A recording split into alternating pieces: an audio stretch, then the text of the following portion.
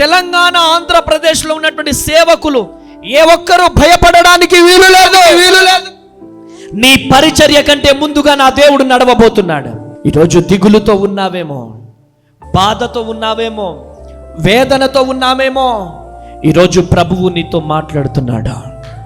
ఆంధ్ర తెలంగాణ రాష్ట్రంలో ఉన్న ప్రతి సేవకునితో దేవుడు మాట్లాడుతూ ఉన్నాడు.